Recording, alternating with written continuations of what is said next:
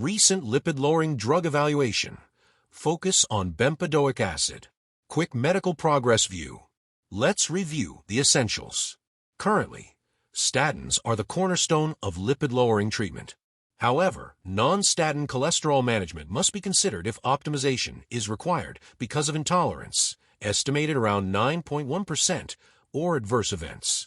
In clinical practice, special consideration must be paid to adults with cardiovascular disease or elevated CV risk to avoid disorders, such as stroke or myocardial infarction. Current guidelines suggest an LDL-C level lower than 70 mg per deciliter or a reduction of over 50% in LDL-C level from baseline in patients at high risk. At present, the non-statin lipid-lowering therapeutic approach has evolved as a valuable class of drugs in lowering cardiovascular risk. A crucial aspect of the clinical setting is patients' low adherence to statins, which can be as low as 50% after 1 year of treatment. Bempedoic acid is an adenosine triphosphate citrate lyase inhibitor.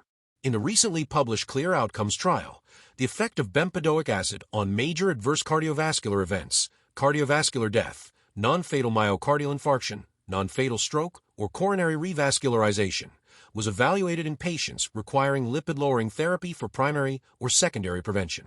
Relevant details and results or the trial are: Phase 3 randomized, double-blind, multi-center study. Patients from 18 to 85 years old. Bempedoic acid at 180 mg per day orally against placebo. Primary endpoint was significantly reduced in the BA group versus placebo, 11.7% versus 13.3%. Greater reduction in LDL-C with BA versus placebo, 21.1%. LDL-C decrease with BA from 139 to 107 mg per deciliter. Final message.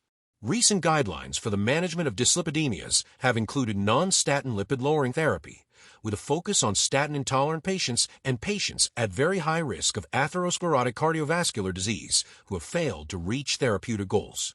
Our goal as clinicians must be to optimize treating patients with dyslipidemia to improve their cardiovascular health outcomes. Do you think this is an important issue? If so, let me know your comments. Share this content or deliver your insights by writing.